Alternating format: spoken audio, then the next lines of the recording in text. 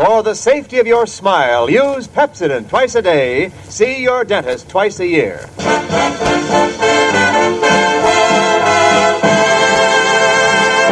Lever Brothers Company presents the Pepsodent show, My Friend Irma, created by Cy Howard and starring Marie Wilson as Irma with Joan Banks as Jane. Friendship, friendship, just the perfect friendship. When other friendships have been forgot, theirs will still be hot. My friend Irma.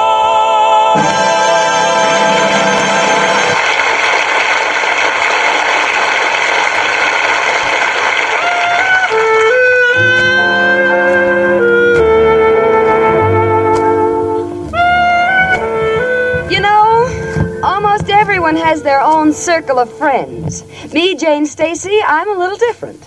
I have a friend who goes around in circles.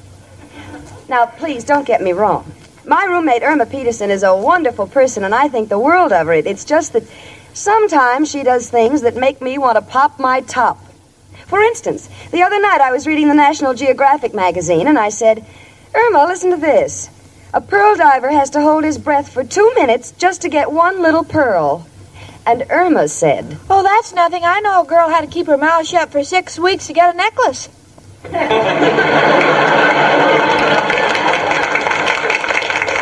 You see what I mean? Well, maybe today will be different. I've promised Irma I'd meet her for lunch, and right now I'm on my way to her office. Miss Peterson! Miss Peterson! Yes, Mr. Clyde? Would you mind stepping in here for a moment with your pencil and notebook? Thank you, Miss Peterson. Take a letter to the Flamingo Hotel, Las Vegas. All right, Mr. Clyde. You have a cold? No. Then for heaven's sake, what are you whispering about? Well, I understand you get more money when you're a confidential secretary. Oh, Incidentally, Miss Peterson, the hotel informs me that they sent me a night letter. Do you know anything about it? Oh, yes, I received it this morning. Well, why didn't you give it to me? Well, it's a night letter, so I thought I'd wait until it gets dark. You're angry at me, aren't you, Mr. Clyde? Angry? How could you tell? You have cute little mannerisms like chewing your pipe stems into splinters and pulling your hair out. I'm just getting ready for Halloween. And, Miss Peterson, while I'm telling you exactly what I think of you, I wanted you to know one thing. Why do you insist on starting all of my business correspondence with Dear Al? Well, I can't help it. You see, Al's my boyfriend, and I keep thinking of him, and I guess I just do it without knowing it. Very touching, Miss Peterson. But while you're in this office, I insist you forget your boyfriend, you understand? But how can I when he's always on my mind? Isn't that a little unfair to your boyfriend, keeping him in such a dark, lonely place? Oh, I never thought of it that way. Now, look, Miss Peterson, I've stood enough of this. Everywhere I turn, I see that man's name. Al in my letters, Al in the files, Al on my memo pad. It's got to stop. Don't ever mention that name around here again. All right, Mr. Al. I mean, Mr. Clyde. Oh, Miss Peterson, will you please bring me a drink? Oh, certainly, Mr. Clyde. Would you like a Coke, or would you rather have a glass of ginger ale? Ginger ale? For goodness sake, what on earth ails you? Ails you. Now you got me doing it. Oh, I'm sorry, Mr. Clyde. Oh, never mind. Just bring me my glasses. Your glasses? Yes, they must be around here someplace. Well, come to think of it, I did see them. But now I can't remember what I did with them. Oh, for the love of... Miss Peterson, I must have those glasses. I've got to be in court tomorrow. I can't read without them. Now, please, try and think. All right. Now, let's see. Oh, maybe I put them in the filing cabinet under C. C for glasses? Mm-hmm. Even knowing your insane filing system, that I cannot follow. C for glasses? No, C for Christopher. Miss Peterson, what are you blabbering about? Well, you have to get glasses at an optician, and he must be a graduate from a college. And Columbia is the closest one to here, and it was named after Christopher Columbia. So I'll look under C. Oh, no. No. Well, it makes sense to me. Look, please, see who's in the outer office, will you? Yes, Mr. Clyde. Oh, hello, Jane. You're just in time. Why, honey, is something wrong? Oh, Mr. Clyde is furious. I misplaced his glasses. But he's been in a nasty mood all morning just because he dictated a letter to I.J. Fox and I mailed it to the zoo.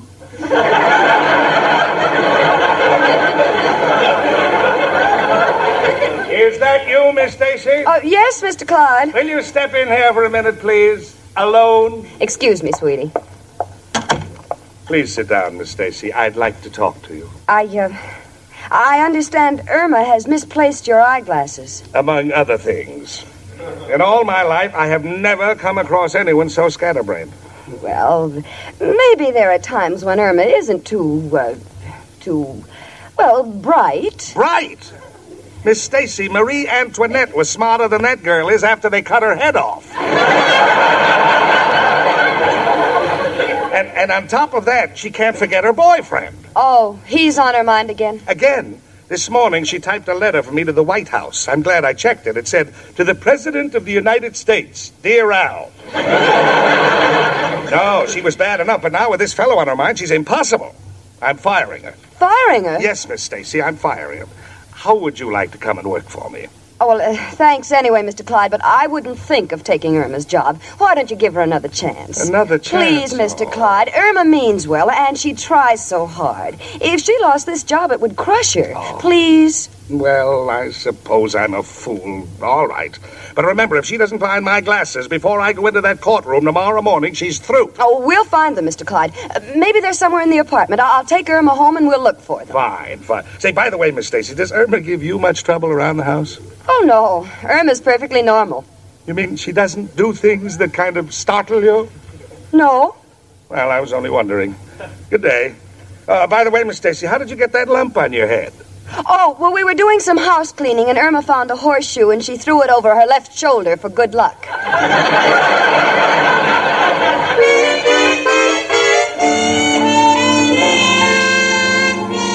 Well, we're home, and we're still trying to find Mr. Clyde's glasses. Irma is looking around frantically, and I have never seen anyone go through such motions. Right now, she's in the corner, squatting up and down like a jack-in-the-box. Irma, for goodness sakes, why do you keep bending down and jumping up like that? Well, I'm trying to look under the sofa, but the radio next door keeps playing the Star-Spangled Banner. Come in. It's only me, Professor Kropotkin. Hello, Janie and Irma, my two little birds. One with the grace of a bobolink, the other with the mind of a missingling. Look, Professor, you can have your little joke, but right now we're not in the mood for levity. Irma lost her boss's glasses, and if she doesn't find them, she's going to lose her job, too. Oh, that's terrible. What are you going to do about it? We've gone over this room from top to bottom. Oh, that's wonderful. What do you mean? Having a room with a top and a bottom. Please, Professor, Irma is in serious trouble. I understand, Jenny. Maybe I can help. Irma, darling, to concentrate, first you must clear your mind of everything. All right. There. I think it's empty now. Good. Now, I will use what they call the association of ideas. For instance, when I say salt, you say pepper. When I say bread, you say butter. Oh, I get it. All right, now here we go. Black. White. Dog. Cat. Wonderful. Now, glasses. Al. Irma. Peterson. Stop. Go. Please. Now, wait, Irma, wait. Why, something wrong? Oh, please, Professor, you're just wasting time. Can't you see everything is Al, Al, Al? Irma, why don't you get him off your mind once and for all? Oh, I can't, Jane. To me, Al is like something unworldly. Yes, he seems a little weird to me, too. Professor, tell her she's completely wrong in her estimation of Al. Now, Jenny, darling, this is not so easy to do. You see, when a person is in love, they are blind. Oh, I recall when I was courting my ex-wife, Sonia. To me, she looked like a little buttercup. Not till after I married her did I find out that cup held 300 pounds of butter. So you see, Irma, you have to look twice. But can't you understand? I love Al. To me, Al is the sun in the sky, the stars, the moon, the Milky Way. To me, Al is the whole plantation. Planetarium, sweetie. You know what I mean. If I could only be sure that, someday he would ask me to pop the question. After all, I'm not getting any younger. I know I'm an adult because No matter how much Al makes me bend down when we go on a bus, I have to pay full fare. Look, sweetie. Come in. Hello, Jane. Professor? Hiya, chicken. Hello, Al, honey. Oh, Al. What's the matter, chicken? Al, Irma lost Mr. Clyde's glasses. So what? Refuse to get excited. And if they're not found, she loses her job. Loses her job. My goodness, what are we all standing here for? Do something. Let's look. Oh, Al, it's true. You only love me because of my job with Mr. Clyde. Now, hold it, chicken. How can you think of such a thing? I'd love you no matter who you were working for. Besides, it's only a matter of time when one of my deals goes through. We won't need your job. Not another one of your deals, Al. What is it this time? Painting gravel black and selling it for coal? No. Got too many friends that are forced to make that gravel. You know, breaking big rocks into little ones. No, but this deal can't miss. It's for married men with nagging wives. A specially prepared lump of glue that looks and tastes like a lump of sugar. He drops it in her coffee and picks up his morning paper while his loving wife sits there with her mouth shut. How's it sound, chicken? Hey, what's the idea of her running into the bedroom like that? I've told her worse deals than that one. Oh, Al, it's not your deals, it's you. Oh, me? You might as well know it, Al. The whole trouble with Irma is that she worries so much about marrying you that she can't think of anything else. But, Jane... Now, let me finish. It's the same way at the office. That's why she can't remember anything. And frankly, I don't think she'll ever find her boss's glasses until she's straightened out romantically. Romantically, huh? You mean if I was to propose to Chicken, it would clarify things and make it possible for her to keep on working? Yes. Well, that sounds attractive. After all, I do love my Chicken. Then why don't you prove it? Well, how? Marry her or get out of her life. You're right, Jane, and I've reached a decision. Chicken! What is it, Al? Chicken, Jane here has just made me see the light. How would you like to marry me? Oh, Al, at last you've proposed. Let's go. Yeah, well, hold it, Chicken. Before we can go through with this, I gotta get permission. Permission? Who from, Al? My guardians. Your guardians? Haven't got time to explain, must see them right away. We'll have the answer in a half an hour. Oh, all right, Al. I'll be sitting here waiting to hear from you. Don't disappoint me, honey. I won't. How's about a kiss for good luck, Chicken? All right, Al.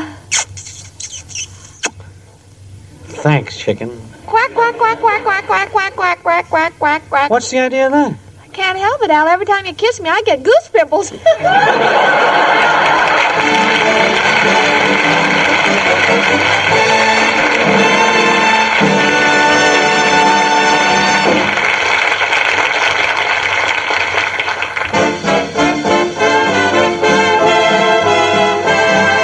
Your winning smile is a Pepsodent smile. Again and again, people have found it true. The smile that wins is the Pepsodent smile. Here's the story of a French war bride, Madeleine Swenson. Her smile won a passport to a bright new world. Madeleine was a Paris manicurist when an American soldier, Warren Swenson, fell in love with her smile. Warren returned to America, but began sending packages to Madeleine, and always included Pepsodent toothpaste. Soon Madeleine's smile was famous all over France, for she became a magazine cover girl. And recently, Madeleine rejected a movie career to come to America and marry her GI in Mason City, Iowa. Madeleine told us, I thank Pepsodent today for my big chance. Always now, my smile is a Pepsodent smile. Like Madeleine Swenson, people all over America agree. The smile that wins is the Pepsodent smile. In recent comparison tests, thousands of people preferred Pepsodent with Irium over the brands they'd been using at home. Yes, Pepsodent won by the overwhelming average of 3-1 for its cool, minty taste, for making breath cleaner and teeth brighter. Try new Pepsodent toothpaste with Irium, and you will see the smile that wins is the Pepsodent smile.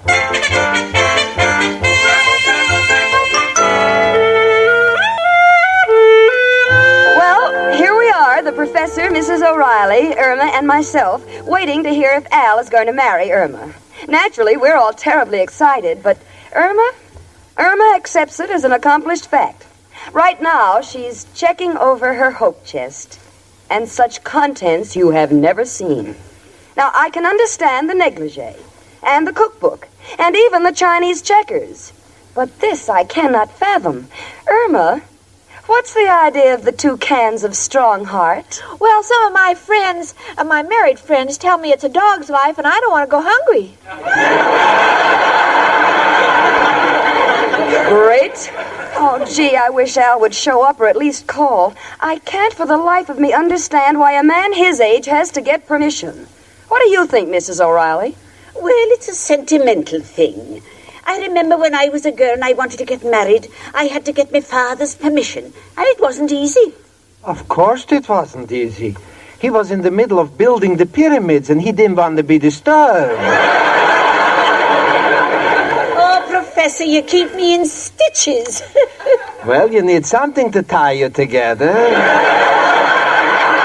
Why, you phony old Fritz Chrysler, you. Please, Mrs. Hold it, will you? The phone is ringing. Hello? May I speak to Miss Peterson? Oh, just a moment. Irma, it's your boss. Hello? Miss Peterson, I'm beside myself. I have all those briefs to read in court tomorrow, and I must have my glasses. Where did you put them? I can't remember. Well, if you don't find them soon, you're fired. Do you hear? Fire. Oh, Mr. Clyde, there's something I'd like to ask you. What? Oh, before you fire me, may I have my vacation?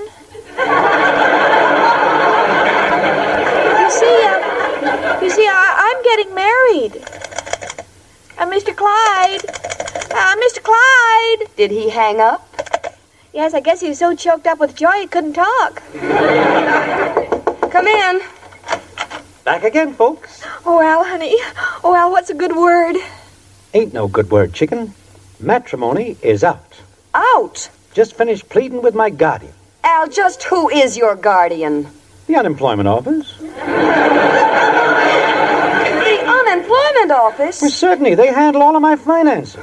Hell, you mean... Chicken, I practically got down on my knees. I said, I got a girl I want to marry. Will you double my allowance? They said no. So I made him a great offer. I said, fellas, if you double my check, I promise you I will turn down the next 2 jobs that come my way.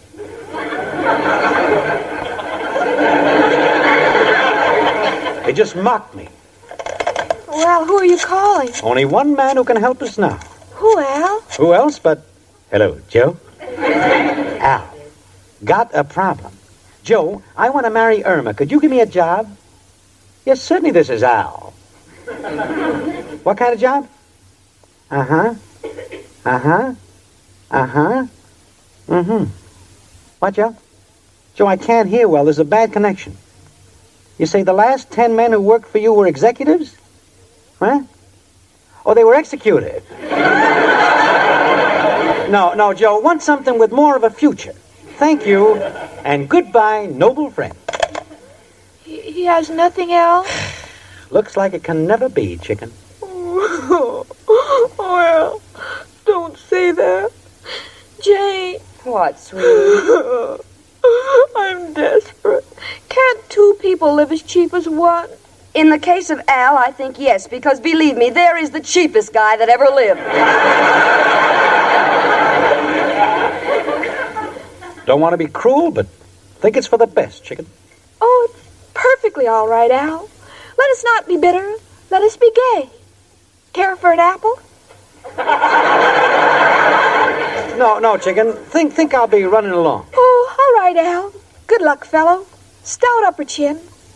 And as the Hawaiians say aloha, that's French for auf Wiedersehen. Goodbye, chicken.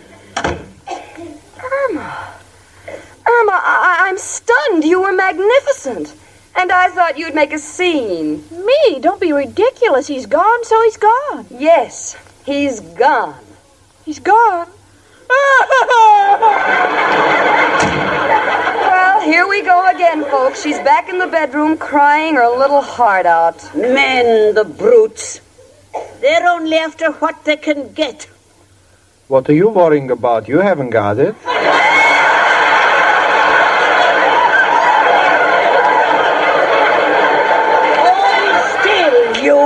Be still. Janie, darling, what can we do to help, Irma? Well, frankly, Mrs. O'Reilly, I don't know what to say.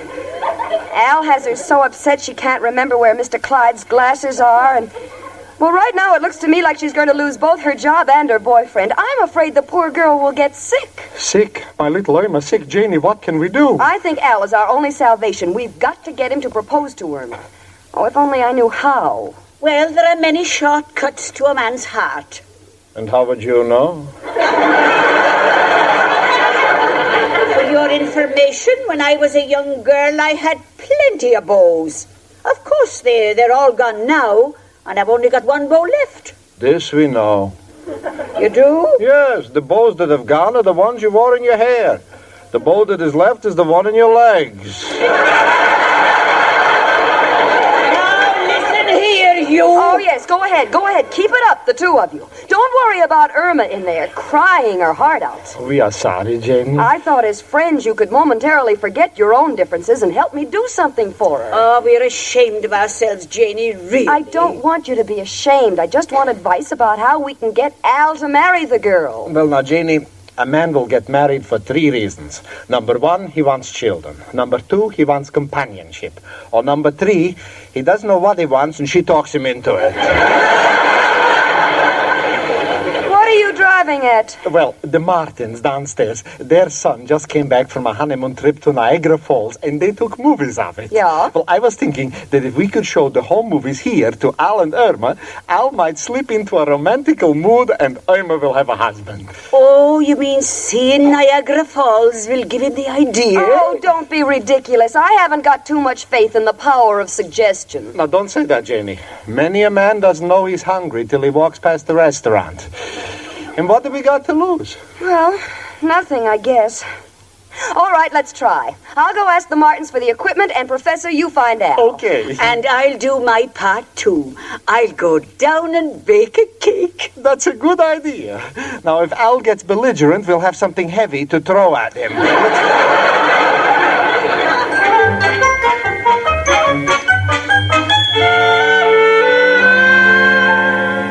Well, the motion picture equipment is all set up, and we're ready to start the reel of Niagara Falls.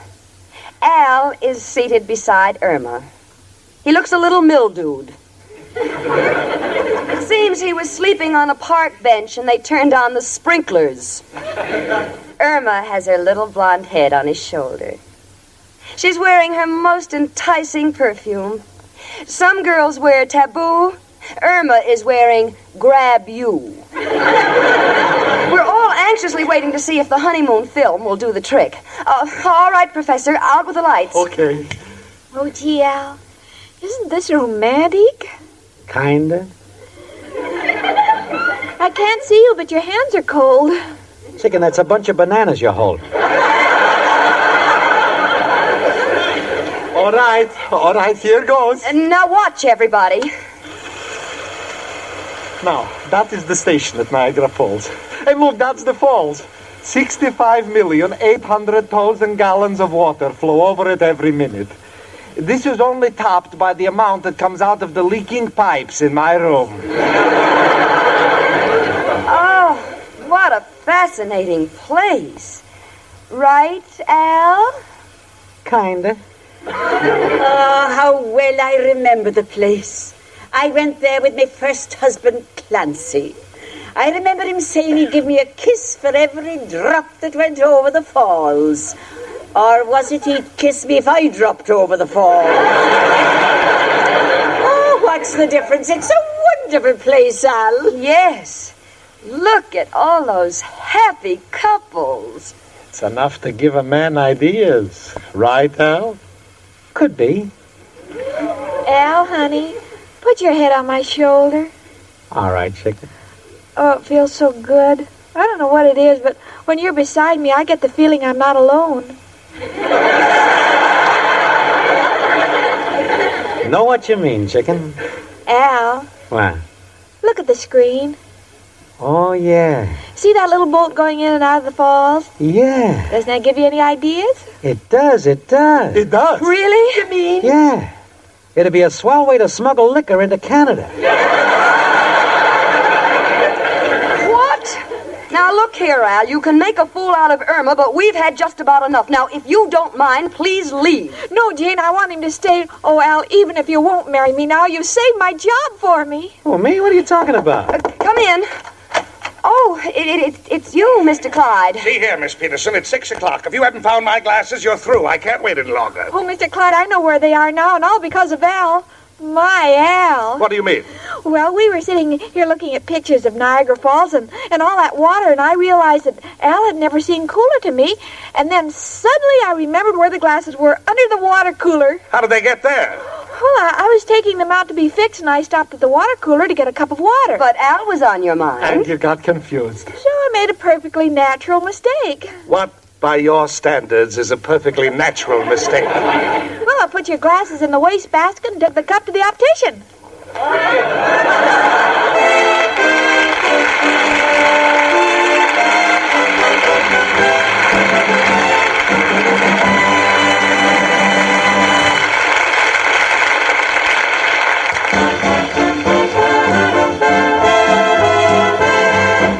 Your winning smile is a Pepsodent smile. Again and again, people have found the smile that wins is the Pepsodent smile. That's borne out by the vote of thousands who tried new Pepsodent toothpaste with Arium in a recent nationwide test. These people were given plain, unlabeled tubes of Pepsodent and were asked to compare it with the brands they were using at home. When their votes came in, Pepsodent won by the overwhelming average of 3-1. These people say new Pepsodent tastes better, makes their breath cleaner, and their teeth brighter than any other toothpaste they tried. Remember, that's not just our opinion. That's what people say. They say it 3-1. They've seen Pepsodent with Arium remove the film that makes teeth look dull, uncover new brightness in their smiles. Try it and you will see the smile that wins is the Pepsodent smile.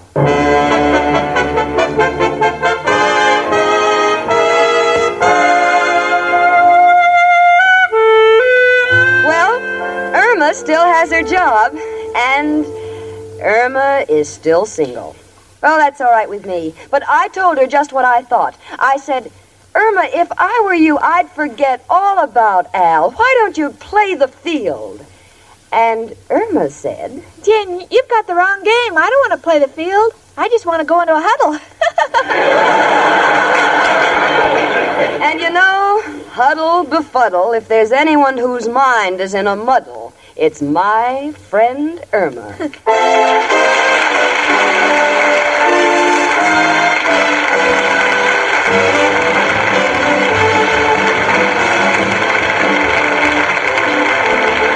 My Friend Irma is produced and directed by Cy Howard. Mark Levy writes the script with Stanley Adams and Roland McLean, and it's brought to you by Pepsodent Toothpaste with Arium, another fine product of Lever Brothers Company.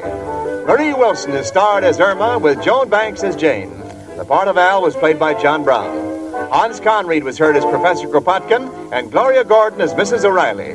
Music was under the direction of Lud Gluskin. An easy way to ensure your future is to invest in United States savings bonds. When you invest in the United States government, your investment is sure to reap a profitable harvest. You'll probably remember the high rate of interest you were paid on the war bonds you bought during the war years. Well, that same rate still prevails. You can't go wrong when you purchase a United States savings bond because every one you buy is backed by the United States government, which in itself offers you complete security with every bond you purchase. This is Wendell Niles. Remind you to tune in 1 hour earlier next week and listen to the Lux Radio Theater, followed by the Pepsodent show, My Friend Irma. This is CBS, the Columbia Broadcasting System.